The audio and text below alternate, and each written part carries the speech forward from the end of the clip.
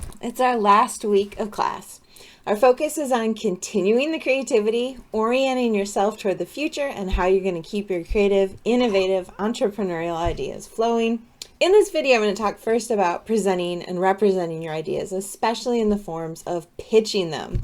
You can have the most creative, innovative idea in the world, but if you can't effectively share it with others, it's not going anywhere. I'm going to draw here on some example pitches made by entrepreneurs to secure venture funding, but a formal pitch setting isn't the only time you'll be presenting your ideas and pitching your innovations. This might happen casually over drinks. It might happen at an intern fair. It might happen in an elevator. One key habit of effective, passionate entrepreneurs is that they know how to share their ideas and they know how to pitch themselves.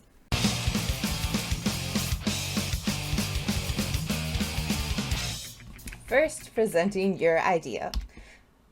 When you're presenting or pitching an idea or a project, some of the initial considerations you should have include knowing your audience, having a story, putting your ask up front, justifying that ask, anticipating questions people may have about your idea, being humble, not over-promising, being realistic, sharing passion and excitement, and knowing how to anticipate what's expected. Anticipating what's expected relates to how and where you're pitching your idea.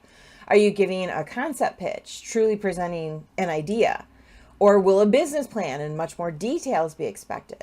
Are you expected to deliver a slideshow? If you deliver a slideshow, are there any materials you need to prep? Do you have 2 minutes to share your idea? 10? 20? Will there be time for interaction, questions, or discussion? I hope you remember the tempo run pitch from earlier in class, but I hope you'll look at it now from a different angle.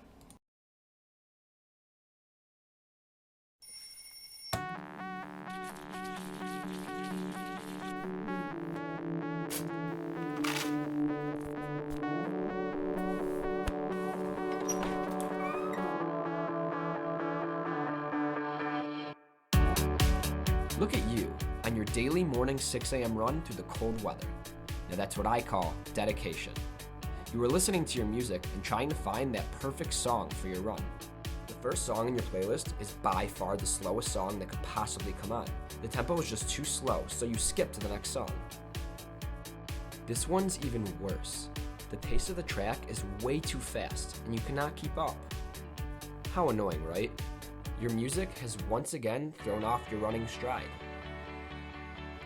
Thankfully, we have the solution. Say hello to Tempo Run. Our revolutionary new app will take all the music on your phone and categorize each song into specific levels based on tempo. So while listening to a certain level, every song will be the same, perfect tempo that you enjoy running to. And hey, if you don't have your own music, we have you covered with our streaming Tempo Radio. Tempo Run is going to sync your run and your music. And that, my friend, is going to make you a happier, stronger runner.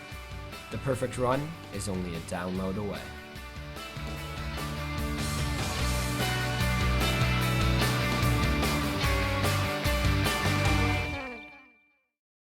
At the point in time the team showed this video at South by Southwest, the app didn't exist. What they pitched here was an idea, but not a half-baked one or a skinny one. They built an idea at MSU, got it ready for the next phase, which was South by Southwest. They provided enough detail and description to convince venture funders that the idea was fundable and doable. Part of the reason why I asked you to participate in creativity exposure opportunities this semester is for you to have the chance to see different people talking and presenting and pitching their ideas. I know COVID has disrupted that, but if you want to get a sense of different contexts for pitching ideas, check out different local, state, and national startup events like the Hatching, the New Venture Challenge, or Start Garden. Definitely check out South by Southwest Student Startup Madness Competition. All of them are paused right now, but some are continuing online and will hopefully resume face-to-face competitions sometime soon. I want to take a look at a couple example pitches. In 2015, MasterCard built an elevator to solicit elevator pitches at South by Southwest. And they used it to invite pitches for different causes and entrepreneurial ideas. They ran it at the Mashable House at South by Southwest. MSU students pitched their idea for Tech Twirl. Finalists today, one grand prize winner lands tomorrow. Come on in. Stand right here. Can you hear me? Face this camera right here. When you're ready to start, when the door is closed, press this pitch button. The red light's going to come on in that corner. That's when your time starts. You have 60 seconds to give your pitch. With 10 seconds remaining, Okay.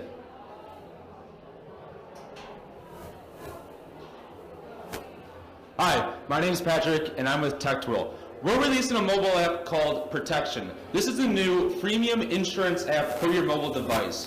The problem is, what do you do when you break your phone? 1 out of 4 people will break their device before the next upgrade, and the problem is, what happens when you're left without a phone? I just lost mine on 6th Street myself. Looking on Craigslist is difficult and unsafe. Going to a repair shop could be costly, and buying off the internet just isn't viable when you need a phone now. You cannot live without your mobile device today. So Protection solves this problem by finding you a replacement or repair the moment shit hits the fan.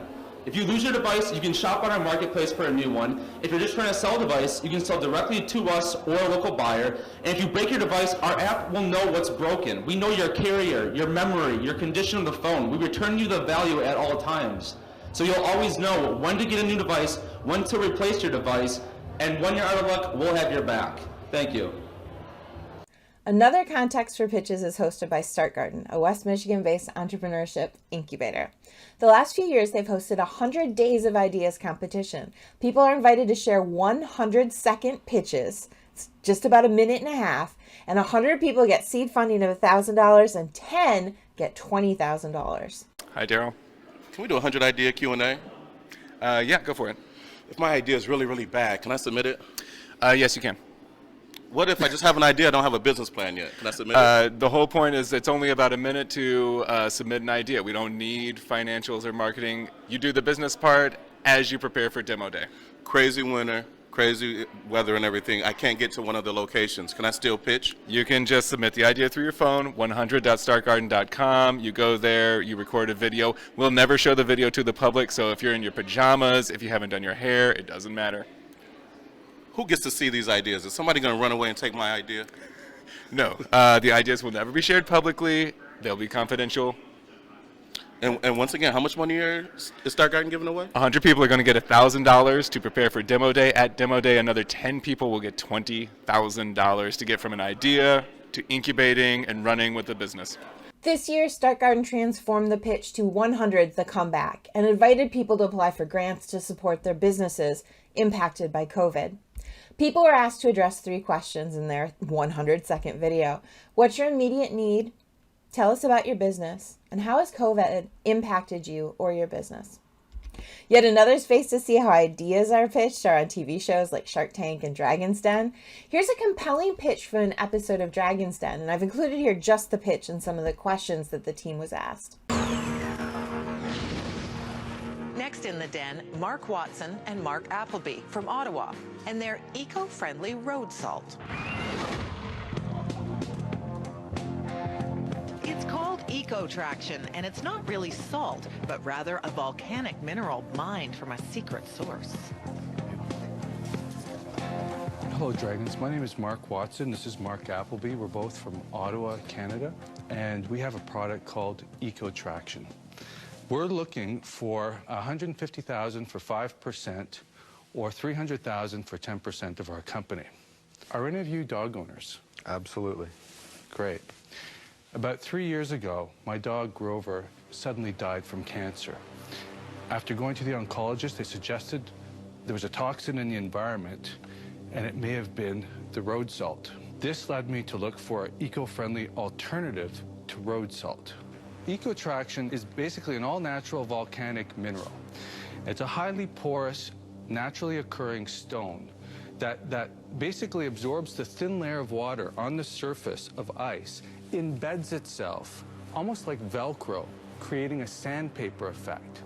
So rather than actually melting the ice, it creates a safe traction zone so that you don't slip and fall. Mark, why is the fish there?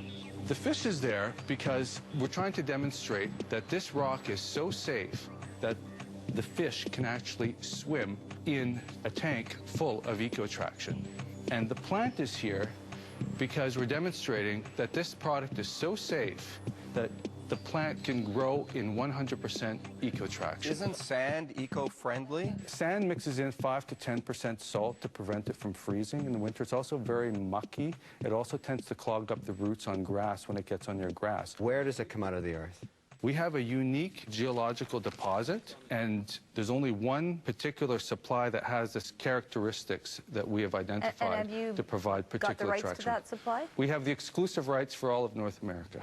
If you're interested, you can head to YouTube, search for Dragon's Den and Eco Traction and watch the entire episode, including the responses of the team to the questions they were asked by the potential funders.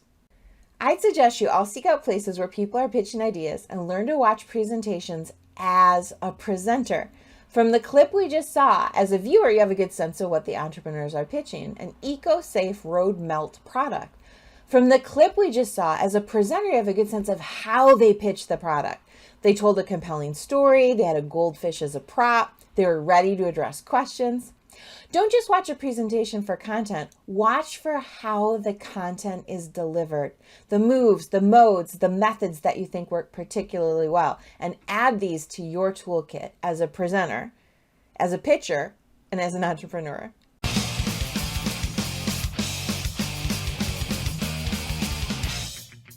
So pitching ideas in formal context is just one space where you'll share your ideas. Another space where I'd encourage you to all think about pitching your ideas is on your resume, in your LinkedIn profile, maybe even with a professional portfolio site. The first pitch that you really have to make to develop your entrepreneurial career is to pitch yourself, your skills, your abilities, your drive, and your passions. And the 2 creativity cases for this week provide excellent advice and examples for how to best do so.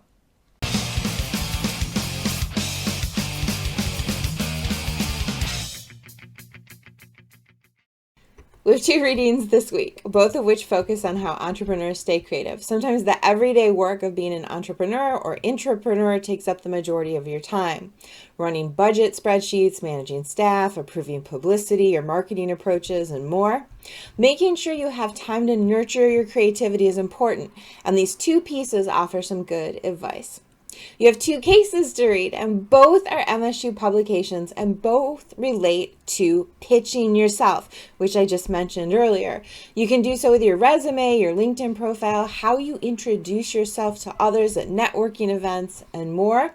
Both of these booklets offer fantastic advice for doing so. And finally, we have 2 sparks for this week. One is a set of legendary initial pitch decks and what we can learn from them. The second is a set of tips for building a better pitch deck. And both of these showcase some of the things I've talked about in this video. Again, this is our last week of class. There's no final exam. However, Creativity Quest 4 is due by noon of Wednesday next week, finals week. That's April 29th. Both of your creativity exposure write-ups are due at the same time. Again, noon next Wednesday, April 29th. If you choose to pursue one of the extra credit options for class, that's also due next week, Wednesday, April 29th by noon. I'm going to send out my response sheet for Creativity Quest 4 later this week, so you have some guidelines to look at and things to think about as you work on Creativity Quest 4, regardless of which of the options you choose to pursue. If you have any questions about wrapping up our work for the semester, please email me. Thanks, and happy end of what has been a weird semester.